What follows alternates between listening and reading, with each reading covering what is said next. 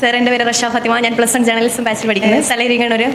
ഏതൊരു വ്യക്തിയുടെയും life changing മൊമെന്റിൽ ഒരു സ്ട്രോങ് സപ്പോർട്ടീവ് പേഴ്സൺ ബാക്കിൽ ഉണ്ടാവും. അങ്ങനെ സാറിന്റെ ലൈഫിൽ ആരാണ് ഉണ്ടായത്? അതൊരു ഒരു വലിയ സ്റ്റോറിയാണ്. അപ്പോൾ അതിൽ പൊളിറ്റിക്സിൽ സ്വാഭാവികമായിട്ടും എൻ്റെ പട്ടാമ്പി കോളേജിലെ KSU യൂണിറ്റ് കമ്മിറ്റിയിലെ അവനാണ്. കാരണം ഞാൻ അവിടെ ഒരിക്കലും ഞങ്ങൾക്ക് വലിയ രാഷ്ട്രീയ ജയമുള്ള ഒരു സ്ഥലമല്ല. അവിടെ പലപ്പോഴും ഞങ്ങൾ പരാജയപ്പെടുന്ന ഒരു സ്ഥലമാണ്. അപ്പോൾ അങ്ങനെ ഒരു സ്ഥലത്ത് വിദ്യാർത്ഥി രാഷ്ട്രീയത്തിന് ഇറങ്ങുമ്പോൾ വലിയ ചലഞ്ചസ് ഉണ്ടായിരുന്നു. വീട്ടിലാരും അതിന് അനുകൂലമായിരുന്നില്ല.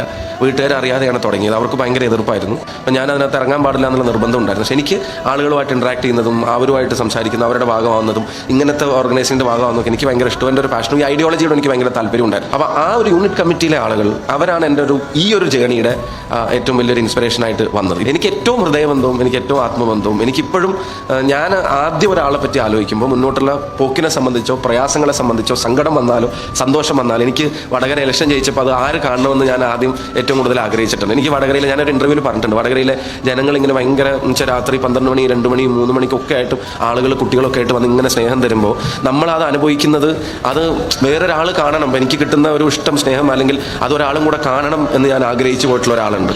അത് ഇനി അങ്ങോട്ടുള്ള എൻ്റെ യാത്രയിലും എനിക്കുണ്ടാവുന്ന എല്ലാ നഷ്ടങ്ങളിലും എനിക്കുണ്ടാവുന്ന എല്ലാ നേട്ടങ്ങളിലും എല്ലാ പദവികളിലും എല്ലാ പദവികളില്ലാതാവുന്നതിലും ഞാൻ ഓർക്കുന്ന ആദ്യത്തെ പേര് ഉമ്മൻചാണ്ടി സാറിൻ്റെ ആയിരിക്കും എന്ന കാര്യത്തിൽ സംശയമാണ്. അതെപ്പോഴും അങ്ങനെ ആയിരിക്കും.